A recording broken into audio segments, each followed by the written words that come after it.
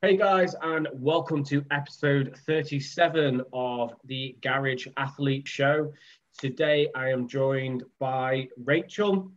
Unfortunately, Dan has been detained by one of his twins. She's currently got him pinned because she went down at 7 and then decided to wake up right before we started recording. So he is trying to get her down at the moment. If he can jump on, that's great. If he can't, then me and Rachel are just going to crack on tonight. So Rachel has jumped in and has agreed to basically like guest host with me while we're having some issues with kind of like timings and stuff with Dan. So for those of you that didn't listen to our previous podcast with Rachel, go back. As I let Rachel introduce herself in a second, I will go back and look at what episode number that is. Rachel is an amazing female coach, works with the pelvic floor and all that kind of stuff that in terms of rehab, etc. So very, very knowledgeable. She's also one of the admins of the Home Gym UK group. So we thought she'd be a great person to get on and come in and guest host a little bit more often. So welcome, Rachel. If you want to introduce yourself again for any of the new listeners, all 10 of them, and let the people know who you are.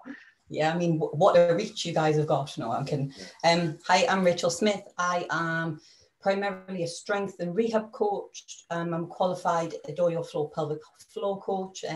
Currently working with strong women, like female athletes online, who compete internationally as well. We look at sort of integration of the pelvic floor rehabilitation whilst continuing to lift, because this is something that isn't really spoken about, really understood, and practices even within sort of the medical fields with physios and the like. Everything's quite disjointed. So this is my project really, to get more education and knowledge out there for everyday coaches, because the pelvic floor isn't just for postpartum females, it's for every human, even a male. If you listen to the previous podcast, I'll talk about hernias and sort of rehabilitation sides of that. If we think about postpartum females, potentially with diastasis recti that we're trying to rehab, pelvic floor issues are basically just like a leak of the bottom of that cylinder. Where do you think about the DR out the front? So it's a lot about pressure management. And these are populations that most of us come across in our own lives, like wives, girlfriends, partners, everyone really. So that's kind of my mini project. But I've got my own gym, which is called Inner Strength NE. We're based in Dunstan. Obviously being closed more than open in the past year. But got a lot of really good things to come, including a lot more community-based impact work. I was going to say, what a time to buy your business partner out and fully take over the gym. But was it he or she? Sorry, your business partner. We set up together in October 2019 at the end, and then changes went on.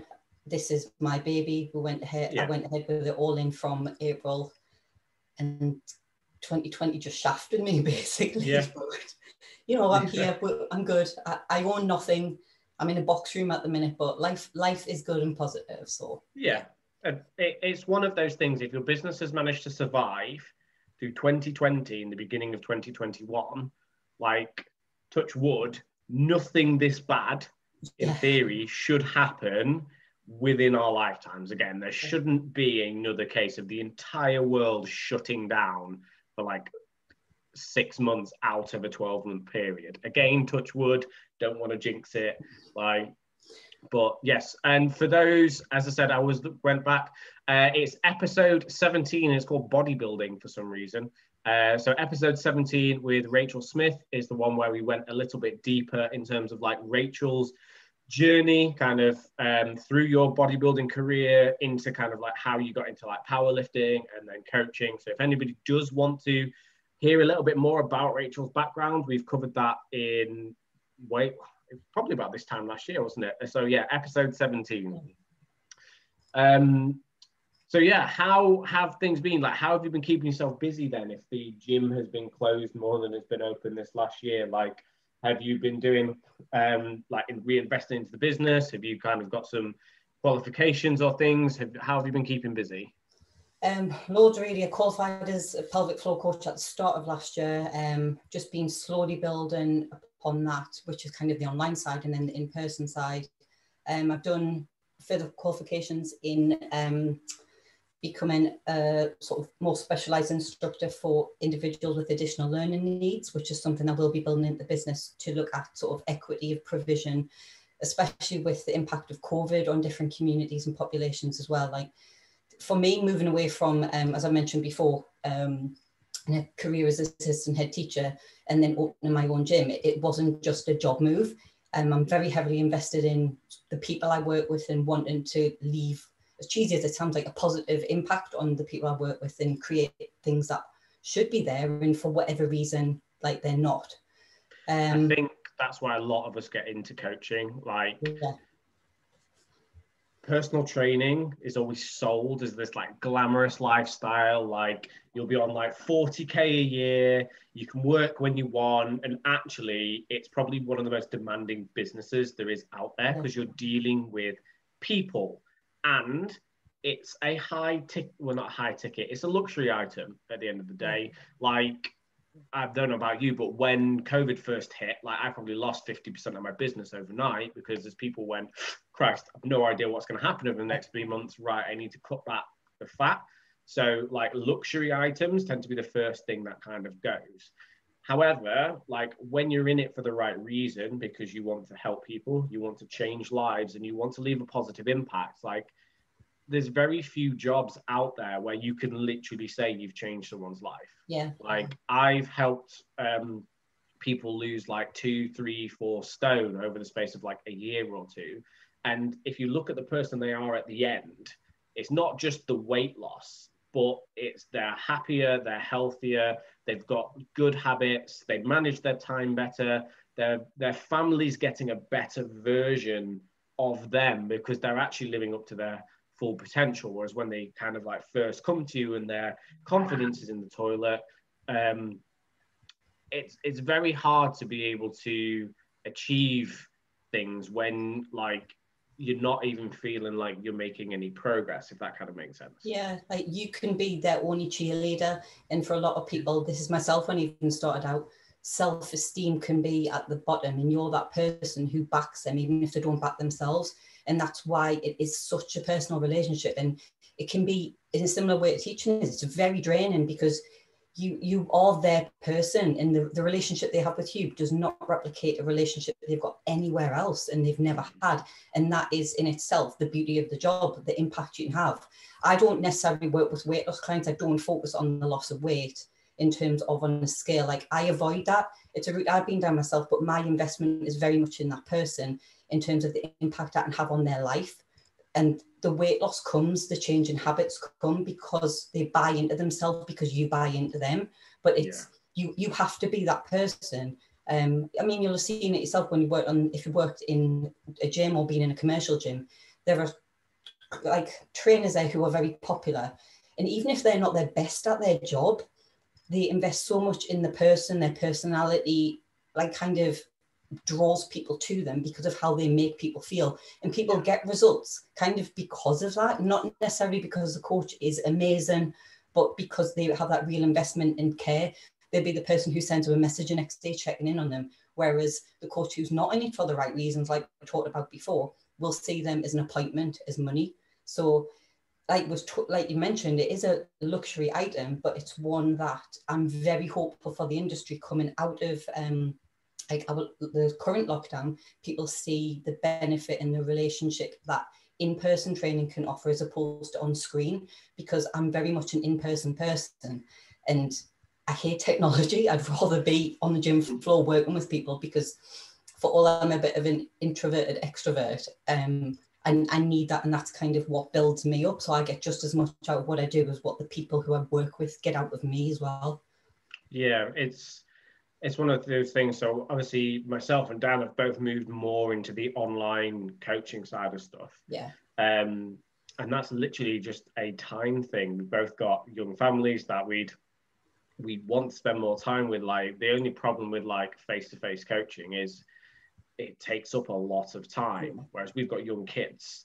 So I would love to own my own gym one day. Like that is the dream. I know it comes with all kinds of headaches and overheads and all that kind of stuff, but just like you, like I love that feeling of having people kind of like on the gym floor, seeing them kind of make that progress. So like for me, obviously once my kids are grown, that is probably where I will end up in the longer term, because I enjoy that side of it. I know I will always coach probably a small group of people, like face to face. Yeah.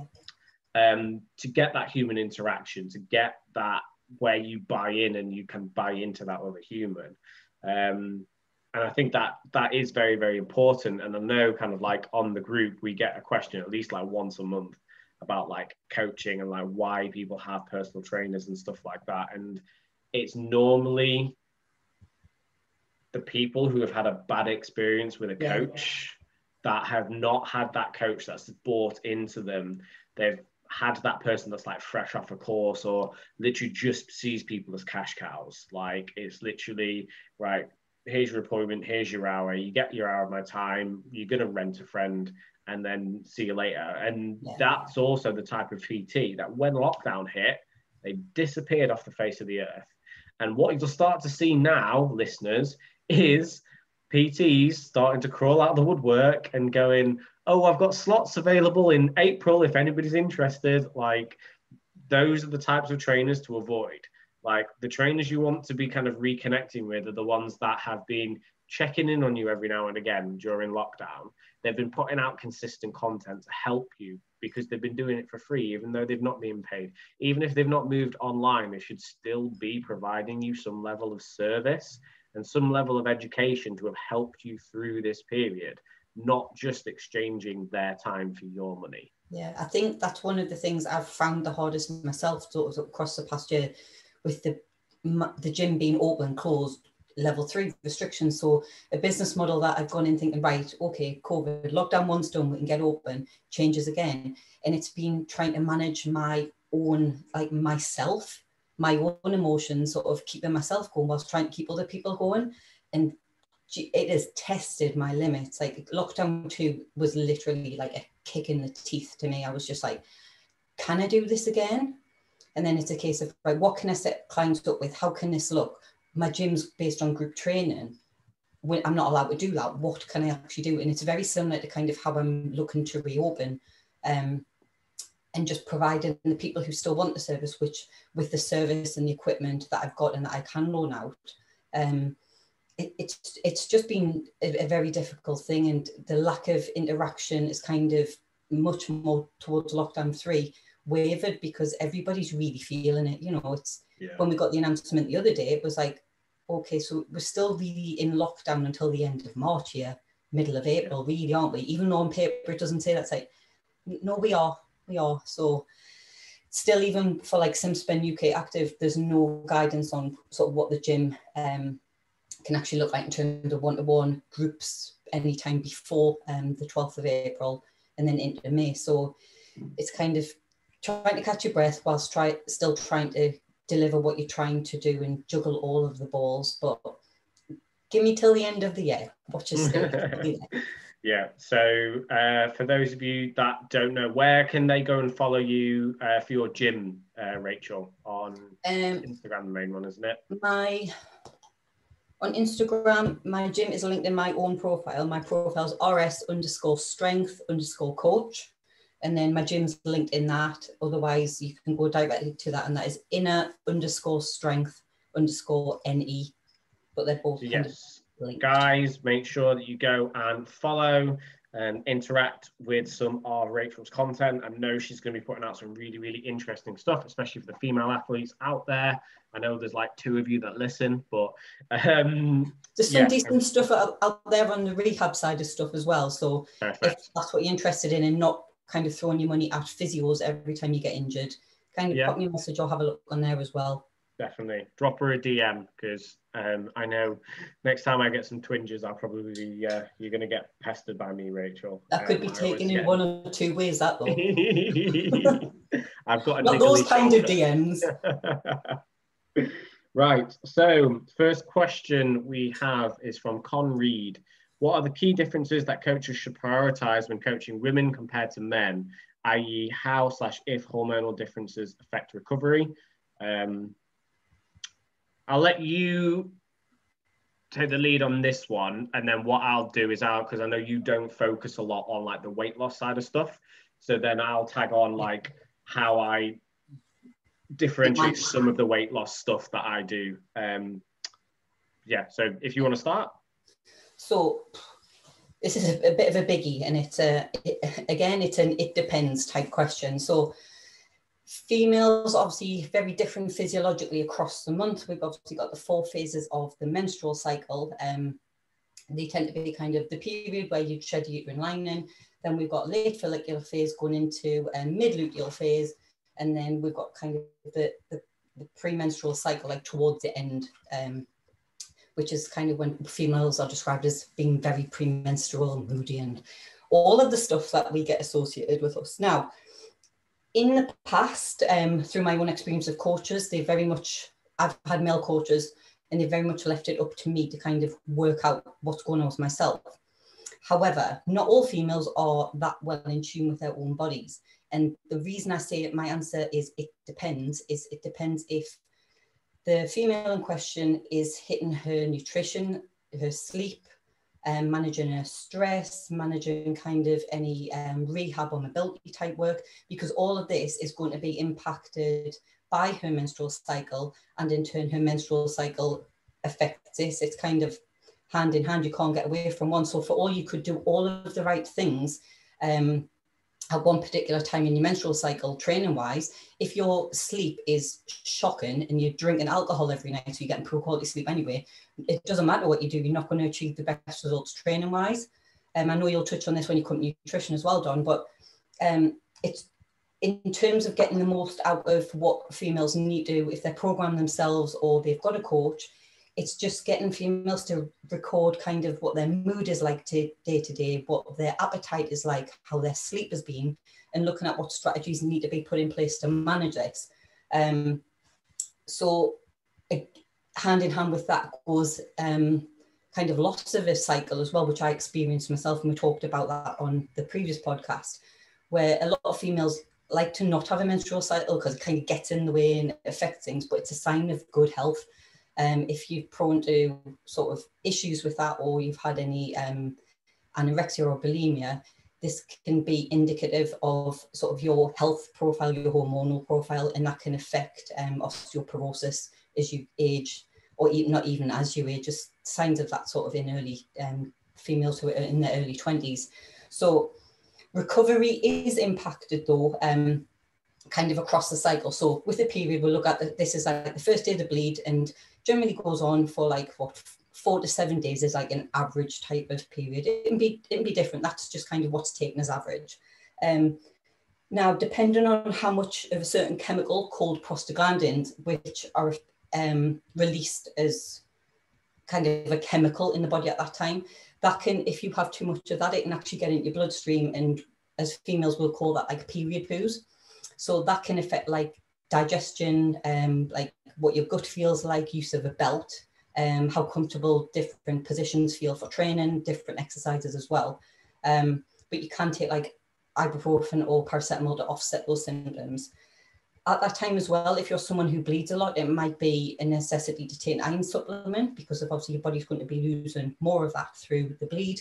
And this is just something that you could bear in mind, like from a health perspective. During that time, we tend, well, our estrogen's low and our uterus is heavier, so we tend to, well, I'm saying we as female, you might find for at least the first few days when you are in a heavier flow, that exercise isn't quite up there on your radar, but you might still want to get some movement in. So I work with females who might have coaches for the programming, but I've got them in terms of working on pelvic floor rehab. And what I'll say is you don't have to do your training across a 7-day window or a 5-day window or a 10-day window. Have a chat with your coach about it. If you need to put 3 rest days back to back, because on the 4th day, your estrogen started to creep up again, you're feeling like a completely different person because physiologically you are, then there's nothing wrong with that. Like, use the cycle to your advantage. And then after that, we go into the late follicular phase, which is when the estrogen starts to climb. And like, that's our super hormone that makes us feel amazing, does all the good stuff. We're very confident, motivated, and our recovery and adaptation to exercise and muscle growth is like at its peak there. That's kind of like our good bit.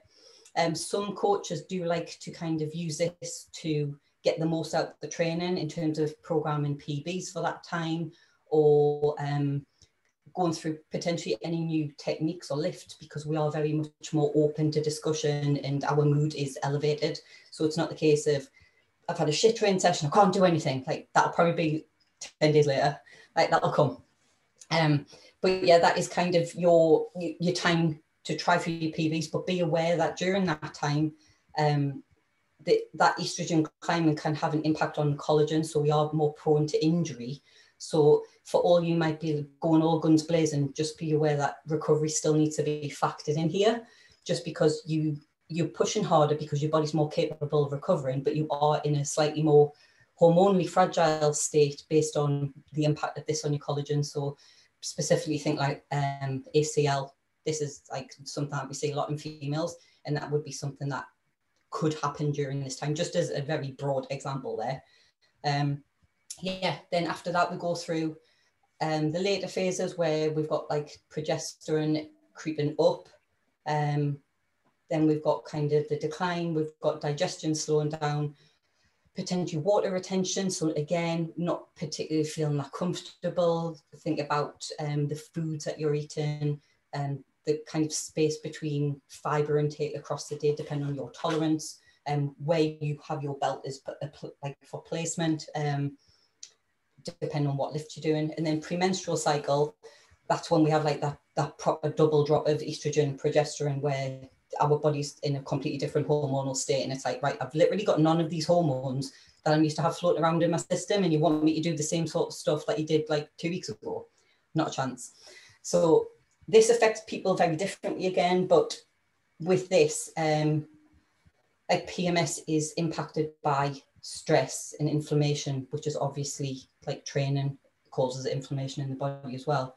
But because of this, you can actually, I'll mention this here as well. So during that time, if this might sound a little bit strange, but obviously we've got changes in weight, water retention and things. Our chest size, like our breast size, can change as well.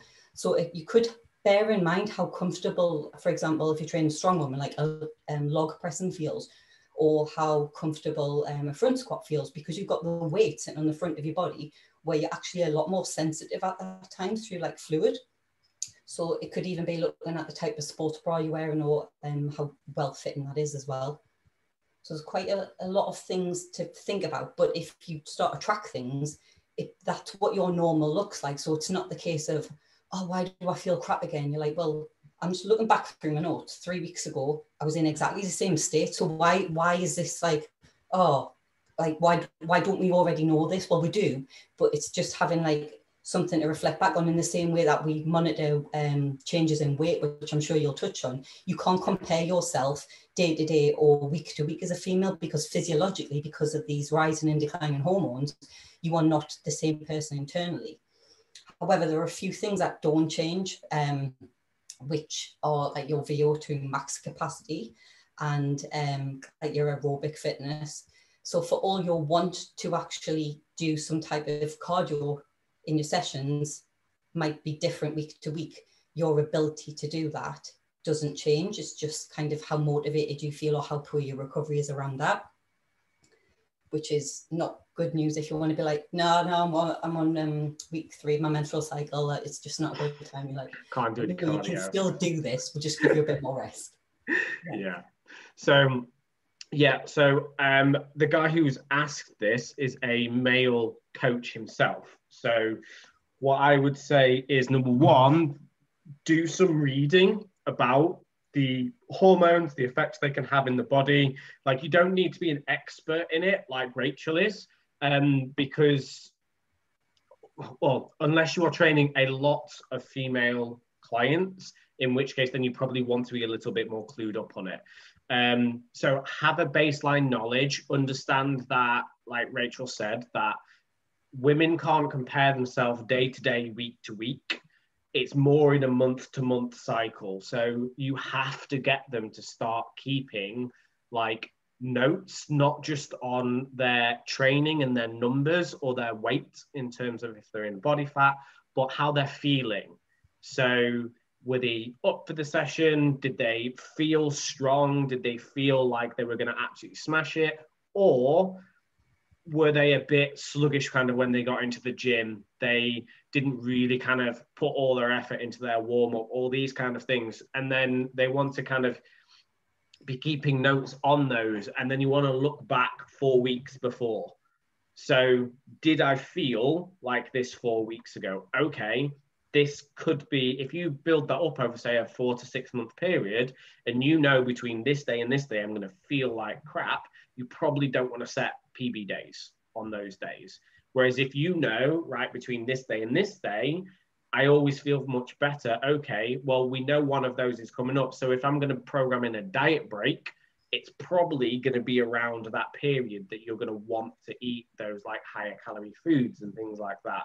So the best thing that you can do, as I said, is like get your clients to keep notes on it. And if it's in a system that you can see, you can also reassure them. Just touching on kind of the weighing side of stuff, like if I've got a client, like especially for females, so for my male clients, I try to get them to weigh themselves every single day.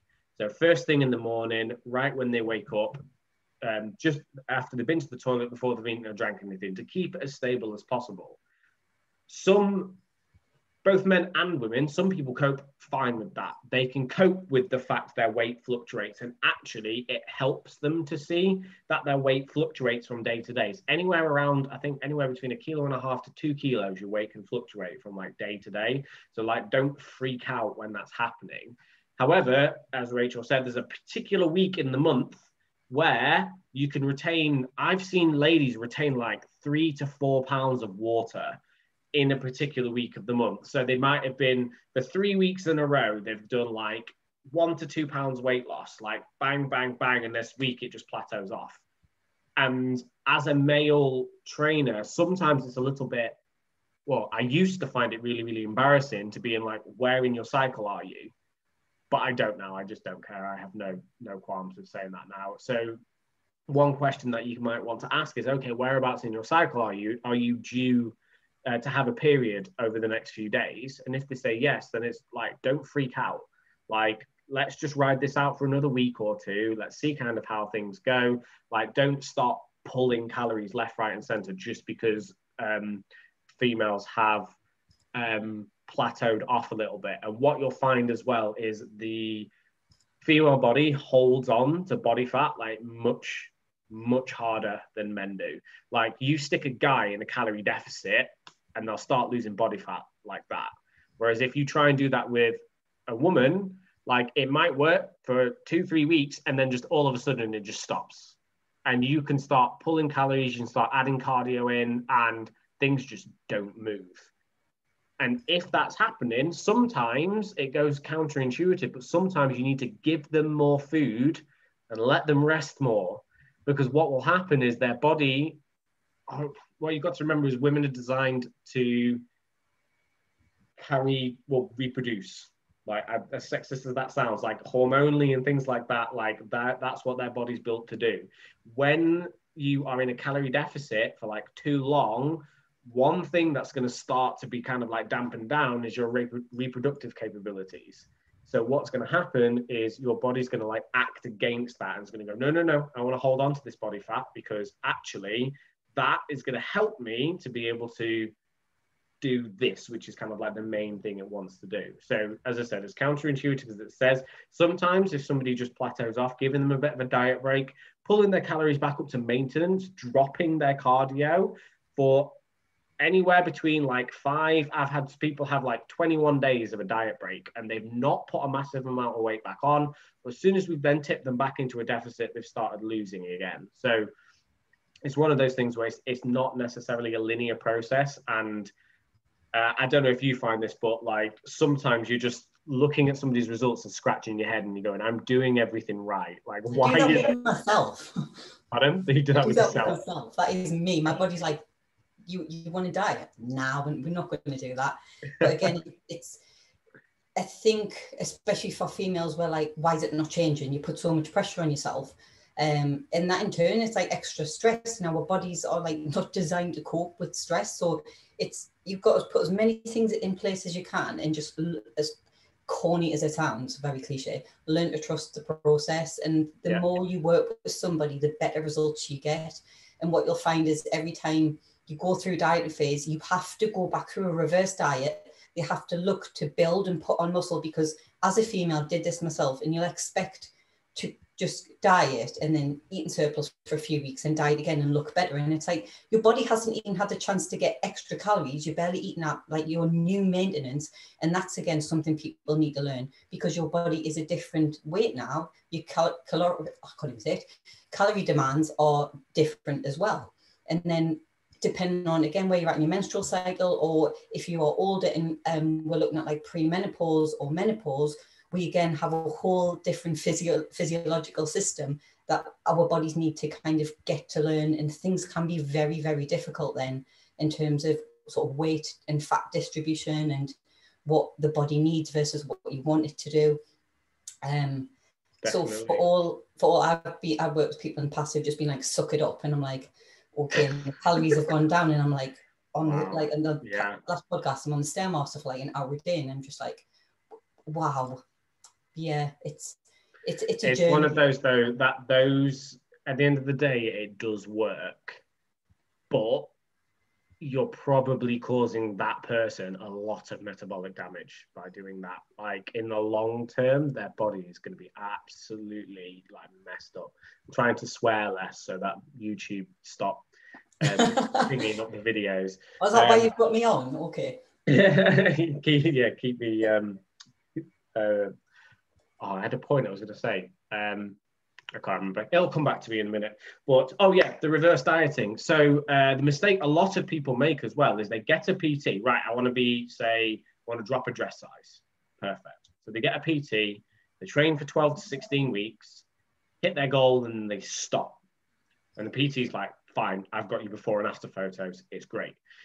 However, like I put out a video recently on like the life cycle of coaching. So like a good coach shouldn't just let you leave at the end of that process. They should show you how to reverse back out of that diet. So just like when you're dieting down, it's incremental. You might start at, say, for a lady, it might be somewhere like the 1800 calories mark. Yes.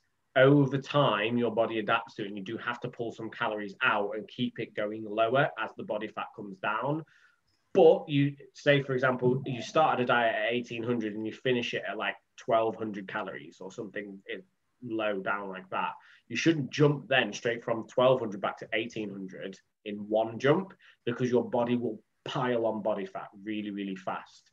And you'd be amazed how quickly it can come back on. And then just like you said, what happens is, right, they've eaten at 1800 calories for 3 weeks now. They were dieting for, say, 6 months. They've eaten at surplus now for 3 weeks. And they go, holy Christ, I've put on like 6 pounds. Right, I need to go on a diet again. When they're metabolically still going to be down at that 1200 mark. It takes anywhere from like 10, 12, depending on how lean you get, it can take anywhere from like 2 months right up to, I've seen it take people like 7, 8 months, like the bikini girls and stuff like that get down to really low body fats, especially if they're doing it naturally and they're not chucking tests and stuff in their system. Like it can take anywhere from like 6 to 9 months to not just physiologically get back to a normal place, but mentally get back to a normal place. Like when you're dieting for a show, that's disordered eating. It's not a normal eating pattern. It's not normal to weigh every single thing of food that you eat. It's not normal to be like, right, I'm intentionally dieting down to like 3% body fat. I'm saying all this having my prep started like yesterday, so I'm just about to do this to myself.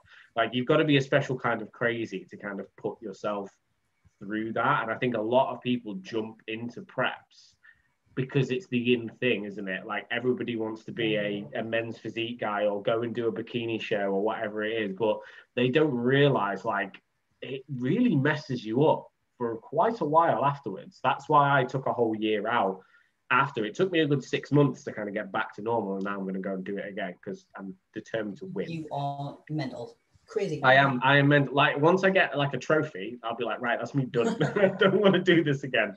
But it lit a fire in me when I got on stage, I looked amazing, and I came last in my class, and I was like, right, away to the drawing board. I need to win one of these now. Yeah, pretty much. Right, next question is for Tony Kaiser. What is the worst of the 3 power lifts, and why is it deadlift? And then we've had this question before, and they said, why was it bench? And then somebody else has put, why is it squat? So I think everybody has their personal preference. So what's your favorite of the 3 main lifts, and what's your least favorite of the 3 main lifts?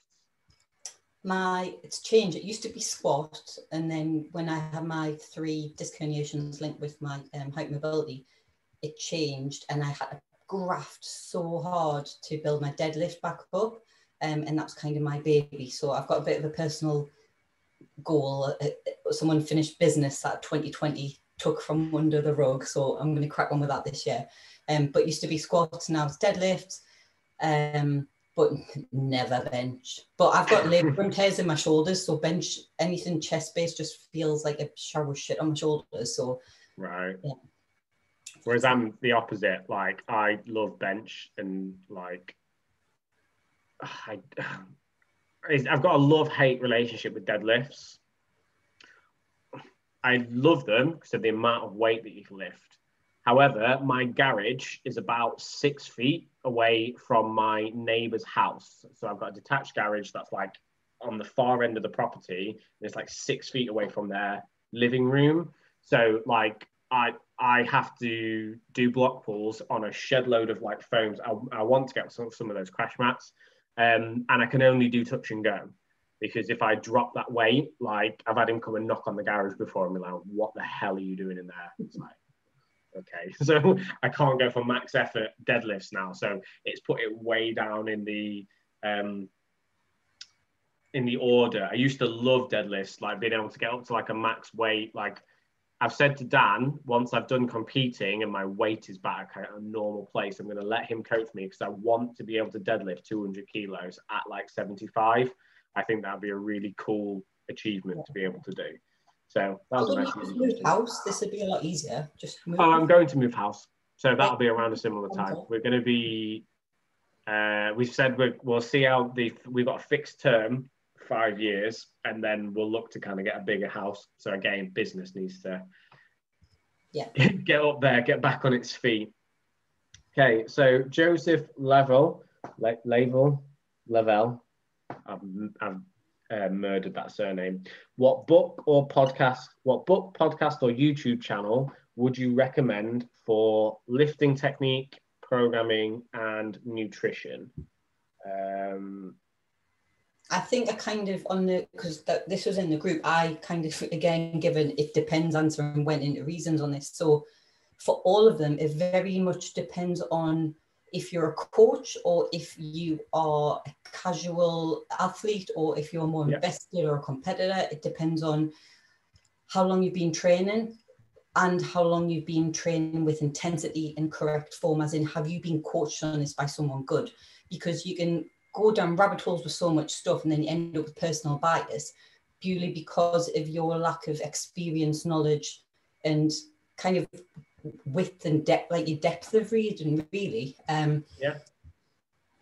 So yeah, it depends. But podcast wise, a couple of guys who are really easy listening and great guys to learn from as a coach as well. Nick Daniel, they're both on Instagram, Nick Daniel and Chris Knott, know their stuff, and the way they present things is generally in a way that someone who trains can understand and a coach can consider what they do and the implications. And the reason I like them is because they're very easy for the everyday person to understand. Like, you wouldn't need to kind of translate what they're saying into like commonplace speak, like anyone can kind of learn from them. But also as a coach, the way that they speak about things and present them allows you to consider your application, your clients, to yourself, and play around with things. Like, there are so many different considerations for different people, but unless you try them out as a coach yourself, you wouldn't know how to apply things, what, why, and then how to adapt, because an exercise is just a movement with weight, and the way in which you do that it's very much individual, but it also depends on like how long you've been training, but also how well you can train, and also on your own physiology as well. There's so many things, but those are two great guys. Female wise, Katie Sinclair is a great one for coaches. She's based in America, as is Alex Effer. I'd say their information is for coaches who do have a fair amount of experience and understanding. Otherwise, again, what you'd learn from what they offer, including mentorship programs, would go above your head, and you just be throwing things at people because it look cool. And it's not about that. It's like the right reasons. And as long as you learn and know how to implement it, it's great. Trying to think, books, things around like habits and understanding sort of how to take control of your own life as well. It might seem a bit like woo, but if you are invested in becoming better and like just as a person, maybe in all aspects of your life, understanding more about sort of the sleep side of things, more about the habit side of things, about motivation. So like life coaching, really, anything along those lines. Yeah, I can't really think of any specific books. Like I read loads of them, but James Clear is a good guy to follow on Instagram because he does post quite a few things from his book, which I like. People might not, but I think it's quite, as you said, like person dependent. So like for me, in terms of like general pop and like guys over. So I listened to religiously the Industrial Strength Show with Joe DeFranco. He's probably one of the first like fitness people that I ever followed. I did his West Side for Skinny Bastards when I was like 16. Took my bench from like 40 kilos up to probably doubled my bench. Squatted for the first time ever because he was like, you've got to train legs, and I just didn't train legs at 16. So again, I got my squat up to like 100, and then nobody taught me how to deadlift properly. So like every time I deadlifted, it felt like I was having a hernia, so I just didn't do that. So yeah, definitely the Industrial Strength Show by Joe DeFranco. And then in terms of like bodybuilding, especially like natural bodybuilding, you've got 3D MJ, 3D Muscle Journey. Very Americanized, like, and that's bodybuilding through and through, but they do some powerlifting stuff in there.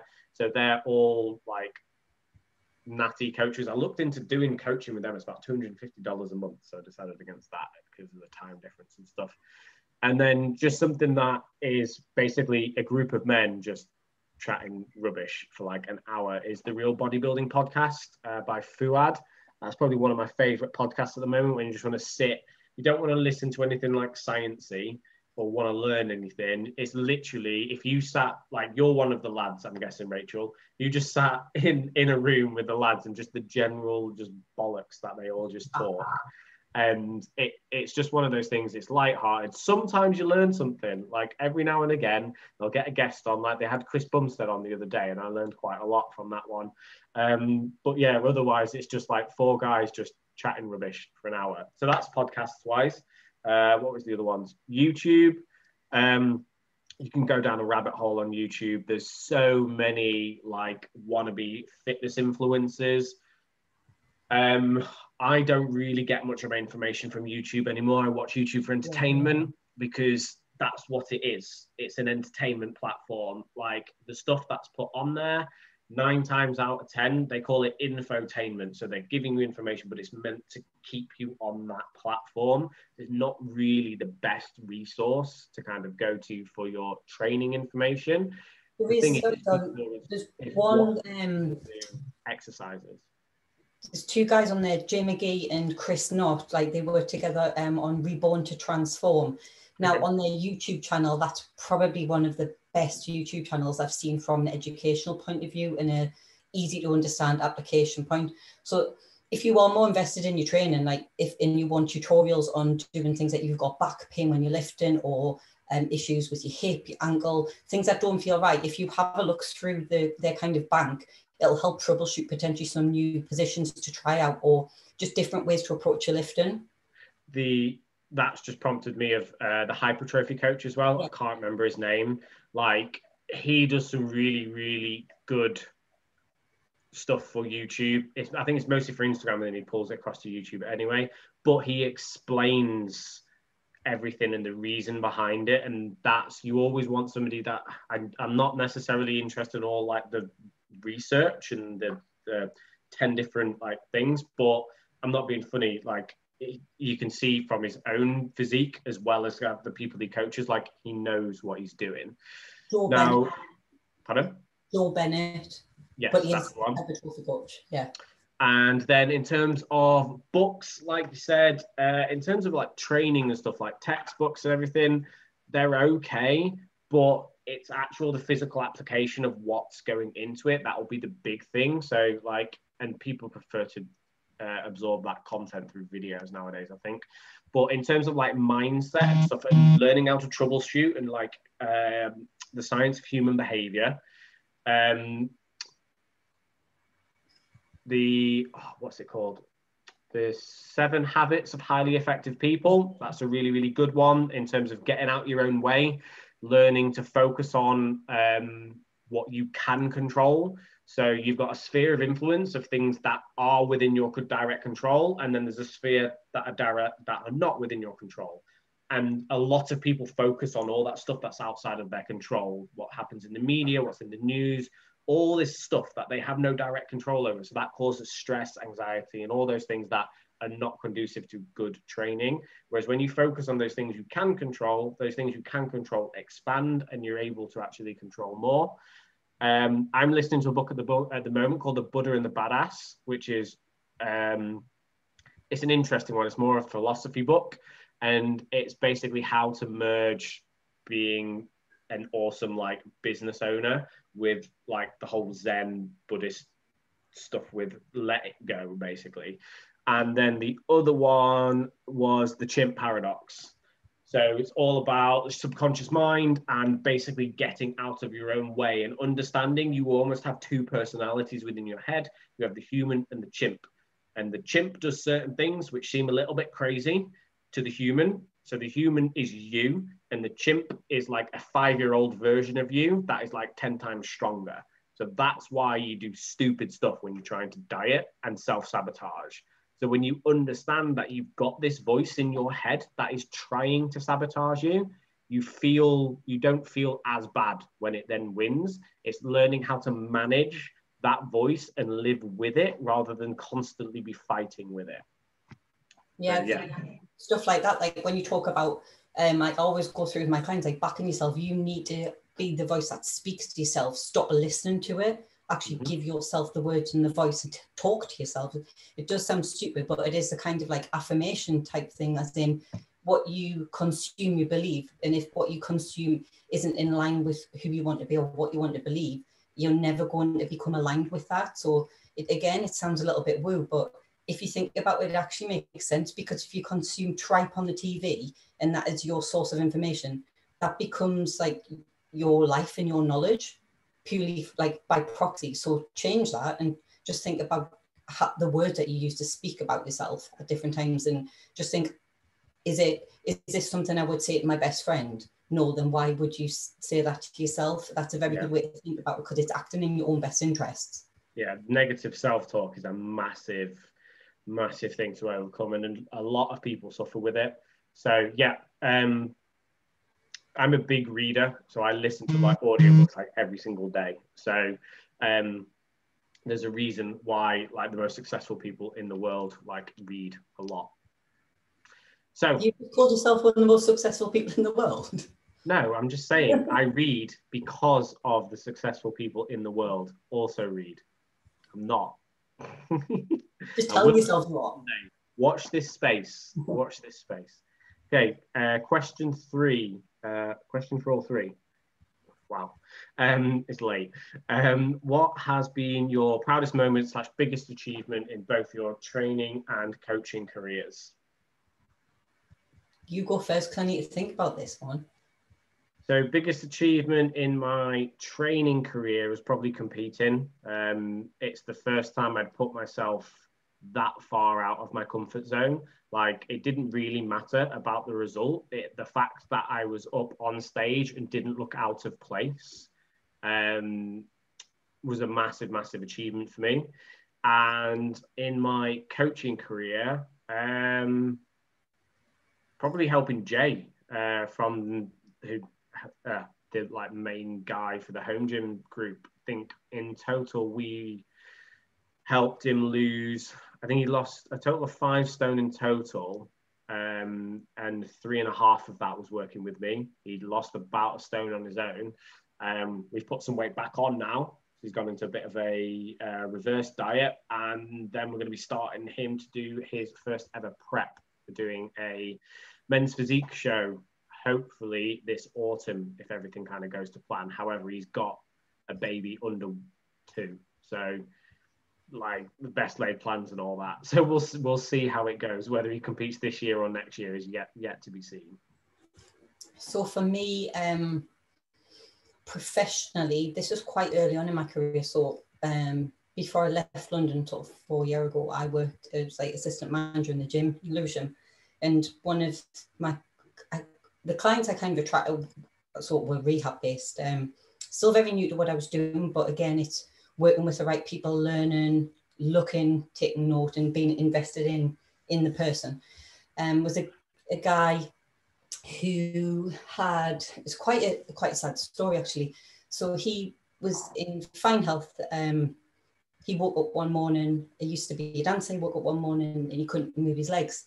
And he had lupus, and obviously that affects sort of your body's basically attacking itself. It's not blood cells aren't working together as they should be against each other. And he ended up in hospital and came out on crutches. And I was with him, this was maybe sort of 9 months after he came out of hospital. And he wanted to be in a gym. Like, he came into the gym and I just chatted to him generally when he was there, and he was just on like recumbent bikes, like sitting down. We couldn't really get around much. Fortunately, we had a lift in there, so we were accessible. And then just speaking to him, and then he wanted to be there doing what everybody else was doing. But he lost so much strength, so much muscle mass, so much like movement capability. Like, obviously, there was a lot of things that we needed to address, and then we had to address his nutrition as well, because he couldn't eat very well just because of the medication and other things that he'd been through. So this was a massive thing. We were together for I think about 9 months. When I left there, I kind of left him in some very capable hands but she was continuing the work that I did. But sort of a few months later, she sent me a video of him just walking into the gym. But before I left, he was using the Stairmaster without, he was holding on very lightly, but was able to actually climb a set of stairs, like a rolling set of stairs, whereas he was having to use the lift previously for everything. He was able to, look at sort of stability, like management of his position, center of mass, even from the point of view of like he could stop himself from falling over, which sounds ridiculous, but it's not. Like, that's a danger to yourself, isn't it? It's hazard. It's something we like find in older adults as well. And that, for me, that was one of the highlights, because that's one of the reasons that I got into doing the job I did, because it's that impact. And where he didn't know where else to go. Yeah, like his GPs kind of referred to a bit of physio, but they're just more bothered about, can you move, can we manage your pain, off you go, because that's what the service is like. We're dealing with so many people. Like we invested like a lot into it, and it was so good, like so good. Yeah. And personally, it doesn't even come down like the training side of things. It probably would be sort of my self-management of like the weight type of journey I've been on, sort of my mental fortitude throughout everything, from losing over half my body weight and went with a rather inept coach. to then managing sort of my hypermobility, tears, severe back injury, and a lot of things like that, like including just me going into such a surplus and putting on a huge amount of weight to kind of fix a lot of things that I know I needed to address. And for that, it is just a mental fortitude to know that what I need to do, I'm more than capable of putting my mind to. And I do believe a lot of that's got me through the past year and more, because it is just, it sounds cheesy again, but it is just that inner strength and belief that provided you're doing the right thing and you're a good person, you're going to get where you want to, not just with the people you work with, but with yourself as well. And that will then reflect on your business. Definitely. A little bit deeper, sorry, Donald. That's all right. Sometimes we go deep. Sometimes it's not just talking about comic books and people just turn off and I'll be like, nah, they're not talking about Spider-Man. I don't want to know. We'll get some Spider-Man questions in next time. Last question, which will put us on for about an hour, which is spot on. So from Natalie Taylor, how can I make sure that my pelvic floor muscles are protected during heavy lifting? I've read that wearing a belt can be counterproductive for this. I'm going to have to leave this one completely to you because I have no idea. So this is quite a loaded question. So the first thing I'd be saying, as a female, everybody should be doing pelvic floor exercises daily. Even if you don't have any symptoms, you should be doing 2 sets of long holds, 2 sets of short holds. You think about the power and the endurance. The power is being able to stop a wee coming out straight away, as in if you're out and you need the toilet. Again, stopping any farts if you stood beside somebody you don't want to let rip. And then the endurance is what allows you to manage to carry around all your pelvic floor organs and the impact day to day on any form of movement. Even if you're sat down there on a seat now, you've got pressure go down on your pelvic floor as you're breathing, just through the movement of your pelvic floor organs, which are within that area. So that's kind of what the non-negotiable, this is what you should be doing. Now, in terms of training, females, depending on if they've had children, haven't looked at their pelvic floor or had any internal assessments, can come across issues. Females like myself who haven't, again, can come across issues. And a lot of this is learning how to breathe properly, as in diaphragmatic breathing, which connects with the pelvic floor and manages pressure, allowing your pelvic floor to react to the pressure management that's going on in the cylinder above. And also goes down with the ability to brace effectively, which again comes down to positioning. And one of my biggest bugbears is that as a level 2 and a level 3 coach, you're not coached and taught about the pelvic floor at all. Like, it's a muscle group. Why we're not taught about it is just beyond a joke.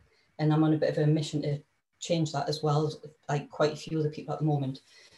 Along with that is bracing as well. Like, I was never coached or taught how to brace. And I think a lot of the misconception is, and I've had this from the females I work with, is that someone will see you lifting heavy, presume you don't have any issues because you haven't spoken about it, and then presume that you know how to brace. Now, you might spot that in somebody as a coach or even as a lifter yourself. If you're a really easy example to spot is if somebody's squatting, irrespective of with wearing a belt or not, they lose tension in like part of the squat. A lot of that can come from lack of intra-abdominal pressure, which looks at core management, looks at pelvic floor pressure management as well. So this is quite a good sign to be able to spot and look out for. It can even come into people doing lunges and not being able to stabilize through the movement as well, because where is the pressure being managed? Is it a strength issue or is it a pressure management issue from a brace or the breath as they're moving?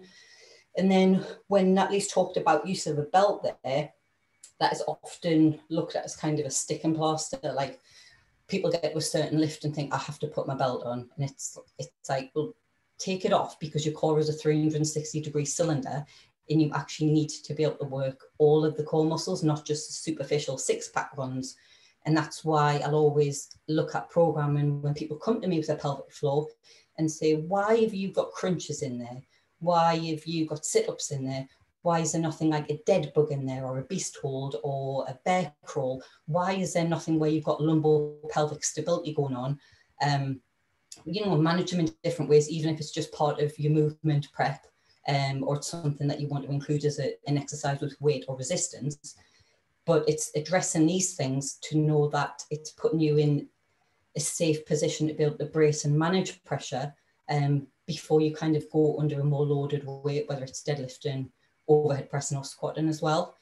Don't just rely on a belt to give you something to push out of. You should be able to, as your lifts progress, your belt should progress with that as well. So if you're used to putting a belt on at 70 kilos, start to wean yourself off, put it on at like 72.5 or 75 as your lift progress. Is there a certain percentage of weight people should be aiming for? Or is it literally just the feel for it, like where you feel you need to get your belt on?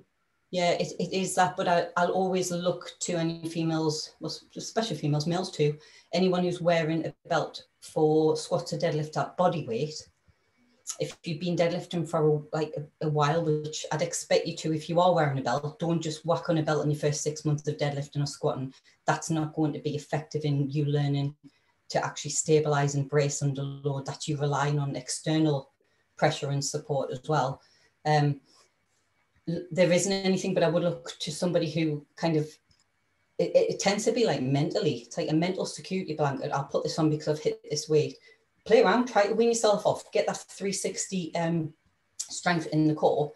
Make sure you're actually strengthening your lower back as well and your upper back, because you might see people put a belt on like for core stability when they're under a squat, but the issue actually comes from poor upper back strength, and they can't actually maintain the pressure that they need to with their body around the bar, and then you've got a lack of internal pressure, so you it's just a catastrophe waiting to happen. And I see this all far too often, and it's very difficult. So this actually goes back to the first question, when it's like speaking to females, like what would you recommend for females different times of the month, or is there a change? Look at when you can maximize training without the belt. Look at when it's not appropriate to, because the intra-abdominal pressure is so poor in terms of all the muscles there are working on kind of relaxing things to allow the blood to be released. So they're not wanting to work towards actually stabilizing your core. They've got another job to be doing, and that's their priority at that time. And you whacking a belt on then isn't going to do anything other than make someone wet themselves, because that pressure management from the belt is so great. So all they're doing is forcing their breath and self out into something that is stronger than what they can manage themselves. Also look at belt placement as well. For different lifts, it requires different positioning, and just think about how the rib cage is shaped itself, whether the person has got a wider or a smaller pelvis as well, and how the size of the belt and thickness itself. You might not just have one belt for something. So I know in the group we've had like a few reviews on belt use. So it would be actually quite nice to see some from females. I'd think so. Because it'd be good to look at sort of their build and what they find comfortable, the reasons why. So kind of using the group more as a supportive resource for both coaches and like trainees in there as well. Like you can learn a lot from other people. Definitely. So yeah, any lady lifters that are listening to this, if you want to do a review of your belt as well as the specs on it and why you've kind of chosen that, if you've had any ones before that are too big and uncomfortable, etc., then yes, we can use the group to help each other and share information, just because I wouldn't have known that, like as a bodybuilder, like I've not really done that much research in terms of belts. I've got a very, very basic, the first belt I bought was from like Sports Direct, which is basically just a thick fashion belt. The leather on it is like really, really thin. That started to split very, very quickly.